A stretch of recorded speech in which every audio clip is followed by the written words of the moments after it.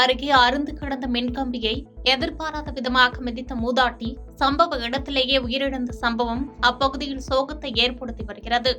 வேலூர் மாவட்டம் காட்பாடி அருகே உள்ள காங்கேயநல்லூர் பகுதியைச் சேர்ந்தவர் 65 வயதான வேண்டம்பாள். இவர் அப்பகுதியில் துப்புரவு பணியில் ஈடுபட்டு வந்துள்ளார். இந்த நிலையில் வழக்கம் போன்று துப்புரவு பணியில் ஈடுபட்டிருந்த வேண்டம்பாள் அங்கு அறுந்து கிடந்த மின்கம்பியை எதிர்பாராத விதமாக மிதித்ததில் மின்சாரம் தாக்கி சம்பவ இடத்திலேயே உயிரிழந்தார். தொடர்ந்து உயிரிழந்த மூதாட்டியின் உடல் பிரேத பரிசோதனைக்காக வேலூர் அடுக்கம்பாறை அரசு மருத்துவமனைக்கு அனுப்பி வைக்கப்பட்டதைத் தொடர்ந்து விருதும்பட்டு போலீசார் இச்சம்பவம் குறித்து விசாரணை மேற்கொண்டு வருகின்றனர். திருவாரூரில் மர இடைப்பகத்தில் தீ விபத்து ஏற்பட்டு 10 லட்சம் மதிப்பிலான பொருட்கள் எரிந்து சேதமடைந்தது பரபரப்பை ஏற்படுத்தி வருகிறது. திருவாரூர் பழைய பேருந்து நிலையம் அருகே களியபெருமாள் அண்ணாமலை என்பவர்களுக்கு சொந்தமான மர இழைப்பகம் மற்றும் பர்னிச்சர் தயாரிப்பு நிறுவனம் இயங்கி வருகிறது. இந்த மர இழைப்பகத்தில் இன்று அதிகாலை திடீரென தீப்பிடித்து எரிய துவங்கியது. தகவல் அறிந்த சம்பவ இடத்திற்கு சென்ற தீயணைப்புத் துறையினர் சுமார் 1 மணி நேரம் போராடி தீயை கட்டுக்குள் கொண்டு வந்தனர். இருப்பினும் இந்த தீ விபத்தில் மர இழைப்பு நிறுவனத்தில் இருந்த தேக்கு மரங்கள், பர்னிச்சர்கள், ஸ்கூட்டி உள்ளிட்ட வாகனம் மற்றும் பொருட்கள் என ரூபாய் 10 லட்சம் மதிப்பிலான பொருட்கள் தீயில் எரிந்து சேதமடைந்தது.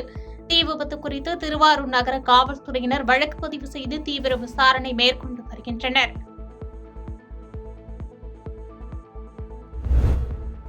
ஒசூர் அருகே முதியவர் கொலை சம்பவத்தில் 2 சிறுவர்கள் மற்றும் பெண் உட்பட 6 பேர் கைது செய்யப்பட்ட சம்பவம் பரபரப்பை ஏற்படுத்தி வருகிறது. கிருஷ்ணகிரி மாவட்டம் ஒசூர் அருகே கடந்த வியாழக்கிழமை முனிராஜ் என்ற முதியவர் கொலை சம்பவத்தில் 2 சிறுவர்கள் மற்றும் ஒரு பெண் உட்பட 6 பேரை மத்திகிரி போலீசார் கைது செய்து சிறையில் அடைத்தனர். கொலைக்கான காரணம் குறித்த போலீசாரின் விசாரணையில் பக்ரிகான் மற்றும் அவருடைய தம்பி சுப்பிரமணி அரசு புறம்போக்கு நிலத்தில் வீடு கட்டி வருவதாக தெரியவந்துள்ளது. இதற்கு அடிக்கடி அவர்கள் மீது அரசு அதிகாரியிடம் புகார் தெரிவித்து வீட்டை இடித்து தள்ளிவிடுவதாகவும் உயிரிழந்த முனிராஜ் எச்சரிக்கை விடுத்து வந்துள்ளதாக கூறப்படுகிறது. ஏற்கனவே நில பிரச்சினை தொடர்பாகவும் அடிக்கடி தகராறு ஏற்பட்டு காவல் நிலையத்தில் புகார் கொடுக்கப்பட்டுள்ளது. இதனால் தொடர்ந்து தொல்லை தருவதாக தெரிவித்த பக்ரிகான் கூட்டாளிகளுடன் கொலை செய்ததாக தெரிவித்துள்ளார். இந்த கொலை சம்பவம் தொடர்பாக மேலும் ஒருவரை தேடி வருவதாக மத்திகிரி போலீசார் தெரிவித்துள்ளனர்.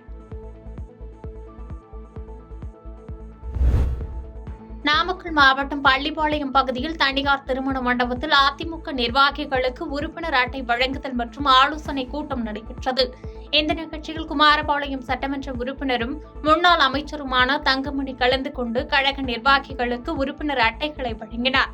பின்னர் கழக நிர்வாகிகளிடையே பேசிய முன்னாள் அமைச்சர் தங்கமணி, போதைப்பொருள் நடமாட்டம் இன்று எளிதாக இருக்கின்ற இடமாக தமிழகம் மாறி வருகிறது என்று குற்றம் சாட்டினார். மேலும் மக்கள் விழித்துக் கொண்டு செயல்பட வேண்டும் என்று கேட்டுக் கொண்டார்.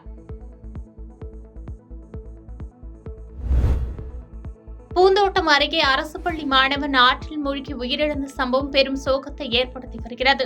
மயிலாடுதுறை மாவட்டத்தைச் சேர்ந்த நடராஜன் என்பவரது மகன் நிஷாந்த் 17 வயதான இவர் நாகப்பட்டினம் மாவட்டம் கிடாமங்கலம் என்கிற பகுதியில் தனது மாமா கோபாலகிருஷ்ணன் என்பவரது வீட்டில் தங்கி திருவாரூர் மாவட்டம் பூந்தோட்டம் பகுதியில் உள்ள அரசு மேல்நிலைப் பள்ளியில் 12ஆம் வகுப்பு படித்து வந்துள்ளார். இந்த நிலையில் வழக்கம் போன்று பள்ளிக்கு சென்ற நிஷாந்த் மதிய உணவு இடைவேளையில் நண்பர்களோடு அருகில் உள்ள மகாராஜபுரம் என்கிற பகுதியில் உள்ள நூலாற்றில் குளித்தபோது நீரில் மூழ்கி உயிரிழந்தார். இந்த சம்பவம் குறித்து அறிந்து அங்கு சென்ற பேரளம் காவல்துறையினர் மாணவன் உடலை கைப்பற்றி பிரேத பரிசோதனைக்காக திருவாரூர் அரசு மருத்துவக் கல்லூரி மருத்துவமனைக்கு அனுப்பி வைத்தனர். மேலும் இச்சம்பவம் குறித்து பேரளம் போலீசார் வழக்கு பதிவு செய்து விசாரணை மேற்கொண்டு வருகின்றனர். பாதகம் செய்பவரை கண்டால் நாம் பயங்கொள்ளலாகாது பாப்பா, மோதி மிதித்து விடு பாப்பா, அவர் முகத்தில் உமிழ்ந்து விடு பாப்பா. அண்மை செய்திகளை உடனுக்குடன் தெரிந்து கொள்ள இணைந்திருங்கள் இயம்நாடு தொலைக்காட்சியுடன்.